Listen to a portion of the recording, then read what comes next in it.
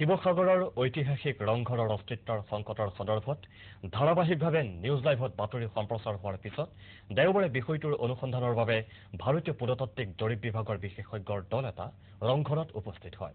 ৰংঘৰৰ ভৱিষ্যত সংৰক্ষণৰ ব্যৱস্থাৰ বিষয়ে দলটোৱে অতি শীঘ্ৰে ভাৰতীয় পুৰাতাত্ত্বিক জৰীপ বিভাগৰ ওচৰত এক প্ৰতিবেদন দাখিল কৰাৰ কথা।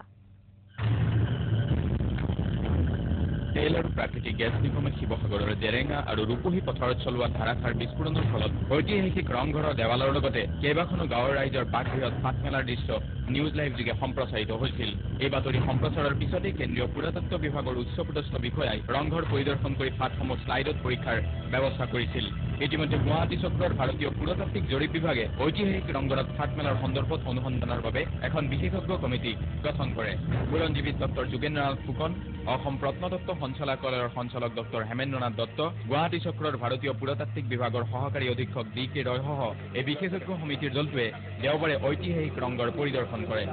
ডিছকাছ কৰি কি হয় আমি এটা চিন্তা কৰি এটা ৰিপৰ্ট আমি দিম চৰকাৰৰ ওচৰত, যাতে এইটো সংৰক্ষণৰ ব্যৱস্থাটো কেনেধৰণে কি কৰিলে কি হৈছে কি নহৈছে। বিশেষজ্ঞৰ দলটোৱে ৰংঘৰত দেখা দিয়া ফাটসমূহ ONGCৰ ভূকম্পন জৰীপৰ বাবে হৈছে নে নাই সেইটো পৰীক্ষা কৰিহে থিৰাং কৰিব বুলি নিউজ লাইভৰ সাংবাদিকক জানিবলৈ দিয়ে।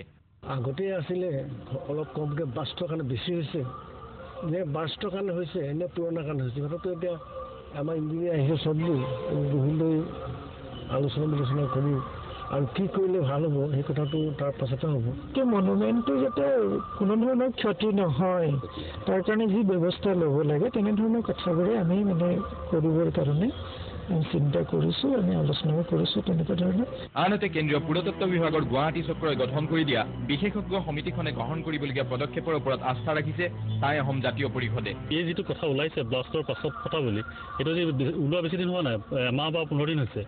তাৰ আগতে তেওঁলোকে মেইনটেনেঞ্চ কৰি থাকোঁতে আৰ্কিঅলজি ছাৰ্ভে অফ ইণ্ডিয়াৰ ৰিজনেল অফিচে বা শিৱসাগৰৰ জনেল অফিচটোৱে কিবা ৰেকৰ্ড আছে নেকি, এইবিলাক ফাট সম্পৰ্কত তেওঁলোকে ৰিপেয়াৰিং কৰিবলগীয়া বা কিবা ৰিপৰ্ট অফিচলৈ দিয়া মেলা কিবা আছে নেকি ৰেকৰ্ড, সেইখিনি কম্পেয়াৰ কৰিলে আচলতে গোটেই কথাটো ওলাই পৰে।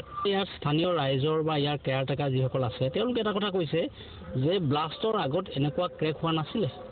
ব্লাষ্ট হোৱাৰ পাছত যেতিয়া ওচৰ চুবুৰীয়া ঘৰবিলাক যেতিয়া ক্ৰেক হৈছে RCC, ডেফিনেটলি সেই সময়তে চবৰে চকুত পৰিছে ইয়াতো ক্ৰেকটো আৰম্ভ হৈছে। আৰু archaeology survey of India Sivasagar অফিচক মই কনফাৰ্ম কৰিব দিছোঁ যে ক্ৰেকটো আফটাৰ ব্লাষ্ট আৰু নট, তেওঁলোকে ৰিপৰ্টটো এতিয়ালৈকে আমাক দিয়া নাই। ৰংপুৰৰ প্ৰাচীন কীৰ্তিচিহ্নসমূহৰ দেৱালত খোদিত ভাস্কৰ্য আৰু স্থাপত্যসমূহ সংৰক্ষণৰ লগতে ৰংঘৰৰ ভৱিষ্যত সংৰক্ষণৰ ব্যৱস্থাৰ বিষয়ে বিশেষজ্ঞৰ দলটিয়ে ভাৰতীয় পুৰাতাত্ত্বিক জৰীপ বিভাগৰ ওচৰত অচিৰেই এক ৰিপৰ্ট দাখিল কৰাৰ কথা। ঐতিহ্য ৰক্ষাৰ দায়িত্ব সকলোৰে। ইতিহাস প্ৰসিদ্ধ পুৰাতাত্ত্বিক সম্পদসমূহৰ সংৰক্ষণৰ বাবে সকলোৱে মাত মতাৰ সময় আহি পৰিছে। যি কাৰণতে ঐতিহাসিক ৰংঘৰত ফাট নেমেলক কিয় বৰ্তমান উক্ত ফাটসমূহ মেৰামতি কৰাৰ প্ৰয়োজন আহি পৰিছে। অন্যথা গৌৰৱোজ্জ্বল আহোম যুগৰ ইতিহাসৰ স্বাক্ষৰ বহন কৰা ৰংঘৰ এদিন নিজেই ইতিহাস হৈ পৰিব। কেমেৰা পাৰ্চন লুইচ চলিয়াৰ সৈতে মই অতনু বৰা, নিউজ লাইভ শিৱসাগৰ।